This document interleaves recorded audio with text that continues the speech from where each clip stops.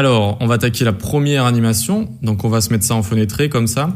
Et voilà, du coup, à baisser comme ça votre projet à droite, histoire d'avoir les trois box à chaque fois. Alors, je crois que oui, dans le projet terminé, j'avais mis un point d'exclamation. Ici, j'ai pas mis de point d'exclamation. Bref, c'est pareil. Du coup, on va faire notre première animation qui consiste en, du coup, la barre du milieu qui va s'échapper vers la gauche et disparaître.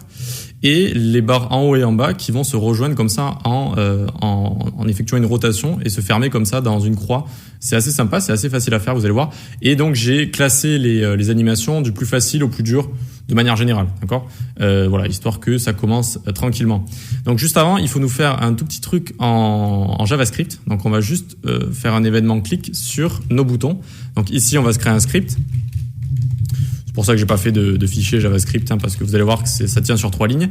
Ici, ce qu'on va faire, on va mettre dans une constante all btn, voilà, tous nos boutons, est égal document.querySelectorAll, querySelectorAll, ici, pour sélectionner à chaque fois tous nos comptes lignes, comme ça. Ok, donc nos comptes lignes, c'est le conteneur de nos 3 lignes à chaque fois, d'accord ? Donc c'est ce sur quoi on va cliquer. Et donc, là, le querySelectorAll, ça nous donne du coup un tableau avec tous les éléments HTML compte ligne. Voilà, c'est ça qu'il faut comprendre. Du coup, on prend ce tableau qui contient tous les éléments, on fait .forEach pour chaque élément de ce tableau, donc pour chaque bouton. Ici, c'est la valeur courante, on l'appelle BTN, mais on peut l'appeler comme on veut, mais bon, du coup, on l'appelle avec un mot qui a un rapport avec le contexte actuel, est égal, alors, qu'est-ce que j'ai fait ici ? Tac, .forEach, BTN, tac, tac, comme ça, ok ? Pour pas faire de petites erreurs de parenthèse. Très bien. Et donc, pour chaque bouton qui vont passer dans ce forEach, eh bien, on fait btn.addEventListener. On est à l'écoute d'un événement. Quel événement le clique dès qu'on va cliquer dessus? Dès qu'on va cliquer dessus, qu'est-ce qui va se passer? Hop, on va lui rajouter une classe. Donc, btn.classList. Dès que vous voulez toucher les classList, eh bien, vous allez utiliser la méthode classList. Et ensuite, vous avez pas mal de choses. Vous avez add, remove, toggle. Ici, on va toggle la classe active. La classe active, pour l'instant, elle n'existe pas. Et vous allez voir qu'elle va être très utile pour chacune de nos créations, chacune de nos petites animations, elle va être très utile. Alors juste, je dézoome une fois, voilà. Ça ressemble à ça au final. Si vous voulez, juste pour vérifier, vous pouvez faire ici un console log hello par exemple. Tac. Hop, on fait clic droit inspecter. Ça nous sort la console. Alors, ça nous sort la console, j'ai dit. Tac. Ah oui, mais là, on est sur le projet terminé. Donc, hop, on fait F12 aussi. On va dans la console, on clique ici. Et ici, ça fonctionne pas. Alors, ça fonctionne pas. Compte ligne ici. Ouais, c'est ça. Compte ligne sans S ici. Donc, ici, j'avais mis un S. Hop, on met bien compte ligne sans S. Et du coup, on voit bien qu'il y a écrit hello ici, c'est bon. Notre événement clic fonctionne sur tous nos éléments. Et donc, c'est très bien comme ça. Ici, on peut aller dans Element aussi. Donc, on va la sortir, la console, carrément. Tac, tac. On peut aller dans Element. Alors, s'il veut bien. Voilà. Pour voir le toggle, en fait, en action. Alors, c'est assez embêtant quand je vous montre sur un écran. Sur plusieurs écrans, c'est plus facile. Bref, du coup, div conteneur ici. Hop, on va par exemple à la 3e box. Je clique. Et vous voyez que ça va rajouter la classe active comme ça. D'accord, ça la rajoute et ça l'enlève. Donc, notre toggle fonctionne bien. On a tout qui fonctionne bien. C'est super. On va pouvoir directement passer à notre première animation.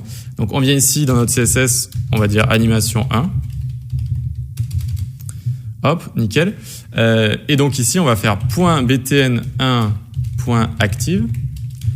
.ligne de .nthchild1. Hop. Qu'est-ce que ça veut dire ici? Ça veut dire que dès que on a la classe active qui suit btn1, alors on va modifier la première ligne. Quand est-ce que active va suivre btn1? Tout simplement dès qu'on va cliquer, que ça va rajouter la classe active directement après à chaque fois le btn ici. Vous voyez? Donc pour notre premier btn ici, la classe active va se rajouter juste après. Donc, dès que vous collez ici deux classes, ça veut dire la classe qui suit directement. Si la classe active suit directement, alors, hop, on fait ça. Très bien. Et une fois donc qu'on fait ça, on fait top 18 pixels, transform rotate, 135 degrés. Tac. Donc, maintenant, si je clique, regardez, hop, on va avoir ici notre barre du haut qui va se déplacer de 18 pixels de haut en bas et qui va effectuer une rotation comme ça. Ok, on va pouvoir prendre ça, le coller une fois, hop, 2 fois. On va juste changer à chaque fois, donc ce sera pour la barre 2, puis la barre 3. La barre 2, on a envie de lui faire des choses différentes. On va juste faire transform, translate sur X, donc de gauche à droite. On va lui mettre moins 20 pixels, ça va la faire glisser vers la gauche. Et opacity 0. Voyons voir. Alors, hop, hop. Hop, alors c'est normal pour l'instant qu'on ait nos 3 lignes, vu que ici on lui a mis la même chose à notre 3e ligne qu'à la première, mais on voit bien que notre barre du milieu glisse vers la gauche, comme ça c'est exactement ce qu'on veut. Et maintenant, essayez de deviner peut-être ce qu'on doit faire pour notre 3e ligne ici. Et donc ici on va lui mettre moins 135, hop. Et du coup, ce qu'elle va faire ici, le top 18, elle va remonter. Vous allez bien comment ça, elle remonte? On lui met top 18, ça va remonter parce que de base, notre 3e ligne, elle est placée à 36 pixels du top. Donc là, elle va remonter jusqu'à 18 pixels du top. Donc elle va remonter en fait. Alors que la première, elle est placée à 0 pixels du top. Donc là, on l'a mis à 18, elle va descendre. Donc celle du haut descend, celle du bas remonte, tout en tournant pour se former comme ça en une croix.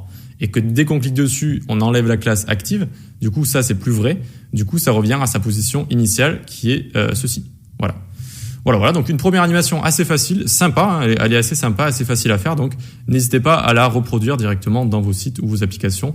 Si ça vous chante, on va pouvoir attaquer du coup notre 2e animation qui va être celle-ci. On va former une croix, donc en faisant toujours disparaître notre barre du milieu. Et on fait descendre celle du haut et on effectue une rotation pour faire cette croix comme ça qui est assez sympa également. Allez, à tout de suite.